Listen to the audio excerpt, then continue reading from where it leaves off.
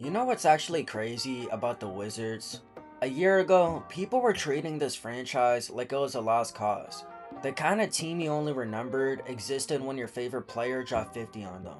Now they're walking into next season with Anthony Davis, Trey Young, DeAndre Ayton, and AJ DeBosta. And suddenly everyone's acting like they need to take them seriously.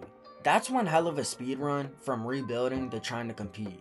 And you have to give the front office credit for actually picking a direction instead of sitting in NBA purgatory forever.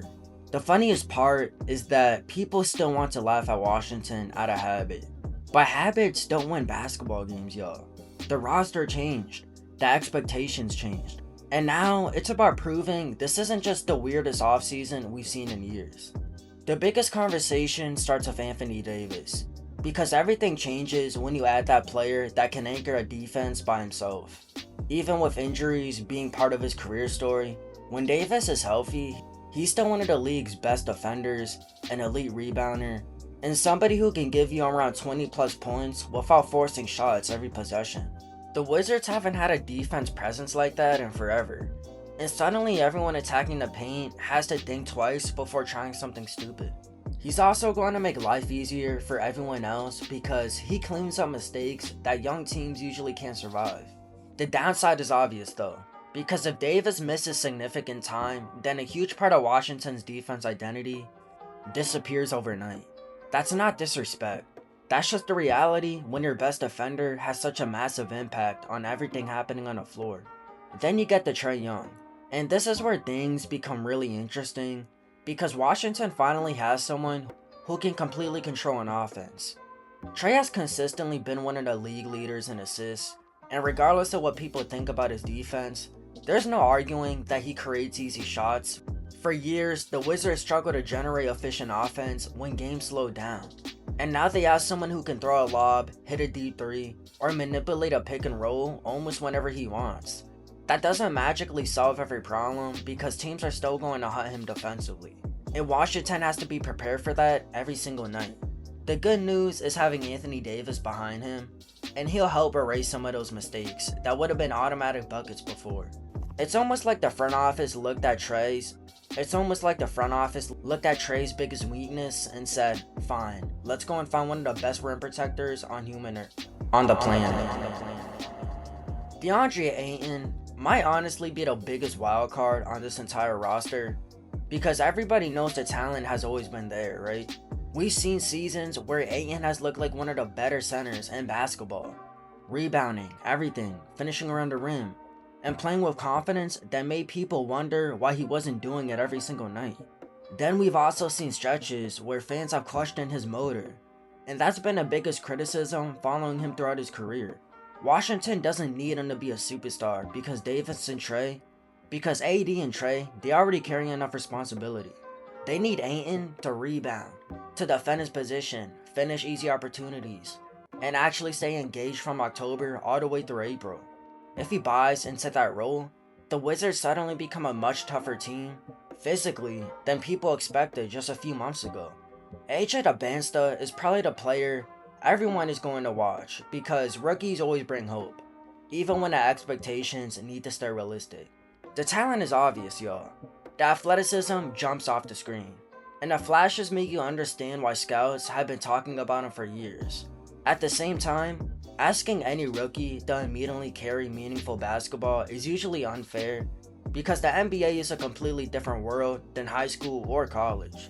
The best thing that could happen for him is not needing to save the franchise on day one because veterans around him can absorb that pressure. Instead of forcing 20 shots a game, he can actually learn, develop, and pick his moments naturally. That's a much healthier environment than throwing a teenager into absolute basketball chaos and praying he figures out everything before Thanksgiving. This is also where you have to give the Wizards front office real credit because committing to a plan is harder than people think. Plenty of organizations get stuck somewhere between rebuilding and competing, basically paying expensive players while still losing 45 games a year. And that's basketball hell. Washington decided to swing for relevance instead of waiting 5 more seasons, hoping ping pong balls solve every problem. That doesn't guarantee success because the salary cap still matters. Roster flexibility still matters. And eventually, these contracts have to produce wins instead of headlines. The pressure is officially on the executives now, because they pushed their chips into the middle of the table. Nobody can call this franchise directionless anymore, even if the results still have to catch up. So what does this actually mean for next season? It doesn't automatically make Washington a championship contender, because chemistry isn't something you buy during free agency or through trades. Players have to trust, coaches have to figure out rotations, and roles have to become clear before anybody starts talking about a playoff series. The encouraging part is that the roster finally makes logical basketball sense, instead of feeling like random pieces thrown together after midnight. Trey organizes the offense, Davis anchors the defense, Ayton adds size, and a band that represents the future while learning from established veterans. If everything clicks, y'all, the play-in tournament doesn't feel unrealistic anymore. And honestly, that's a sentence nobody expected to say about the Wizards not too long ago. The biggest thing holding this team back honestly isn't talent, it's time. Every contender in the league had months or even years to build chemistry, while the Wizards are basically trying to speedrun that entire process before opening night. Basketball isn't just about collecting big names and praying somebody figures it out during introductions. Guys have to know where each other likes the ball, when to rotate, and how to respond when everything starts falling apart in the fourth quarter. That's why I think there are going to be nights where Washington looks like they can beat anybody, and then 3 days later they lose to a team they should have handled. That inconsistency is probably the biggest hurdle between them being a play-in team and people getting carried away calling them contenders. One thing I do like is that the roster actually has an identity instead of feeling like completely random. For years, it felt like the Wizards walked onto a court hoping somebody accidentally had the game of their life because there wasn't much structure behind what they were doing. Now you can actually explain what this team wants to accomplish on both ends of the floor without sounding confused halfway through the sentence. They're built around a high-level playmaker, an elite defensive anchor, size in the front court, and a young wing with superstar upside developing alongside them. That's a much healthier foundation than constantly restarting another rebuild every 2 seasons because nothing worked. Washington finally feels like a franchise that's trying to win games instead of just surviving another year. The offense should be way better simply because Trey Young raises the floor of everyone around him. Good passers don't just collect assists. They make average possessions turn into easy buckets because they see plays before everyone else does. AD benefits because he doesn't have to create everything for himself. Ayton gets easier finishes around a basket, and young players get cleaner looks instead of forcing bad shots with the clock running down. The analytics back that idea up too, because the efficient offense, they usually come from creating quality shots instead of impossible ones. And Trey has spent years doing exactly that. That doesn't mean the offense will automatically finish near the top of the league, because shooting consistency still matters. If the supporting cast knocks down shots, this team becomes actually a nightmare to defend compared to what Washington fans have watched recently. Defensively, Anthony Davis is still the player that changes everything. One elite defender can't erase every mistake, but he can make an average defense look respectable just by controlling the paint and cleaning up breakdowns. The challenge is making sure everyone around him stays locked in, because even Davis can't cover for 5 different mistakes on the same possession. That's where coaching becomes just as important as talent, because defensive habits have to be automatic over an entire season. If Washington can finish somewhere around the middle of the league defensively instead of near the bottom, that's already a massive improvement from where they've been. It's funny how one superstar can completely change the vibe of a franchise just by making people think twice before driving to the rim. It's insane. AJ Abansta is probably going to have moments that make fans lose their minds. And then he'll have rookie games that remind everyone he's still a rookie.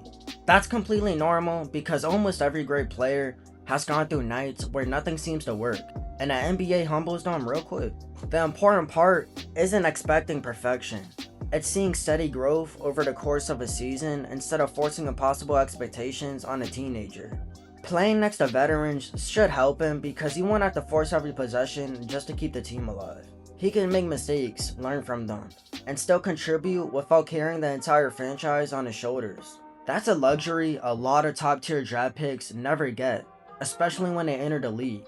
When you step back and look at the bigger picture, It's honestly hard not to respect what Washington's front office pulled off.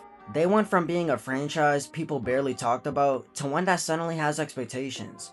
And that's a huge shift in a very short amount of time. Now comes the hard part, because winning headlines in July doesn't mean much if you're sitting at 30 wins by April. If the stars stay healthy, the chemistry develops, and the young guys keep improving, this team has a legitimate shot at fighting for a play-in spot, instead of hanging around the bottom of the standings again. They probably aren't ready to scare the best teams in a 7-game series yet, but they're finally moving in a direction that actually makes basketball sense. After years of feeling like the league's forgotten franchise, the Wizards finally have something they haven't had in a long time. And that's a reason for people to actually pay attention. But that's just my thoughts, man. Let me know what y'all think in the comments. Leave a like, subscribe, turn on notifications, and until later, I'll see y'all on Mars. Peace. You telling me you falling out of love with me. Hope you can find someone to love you better than I did.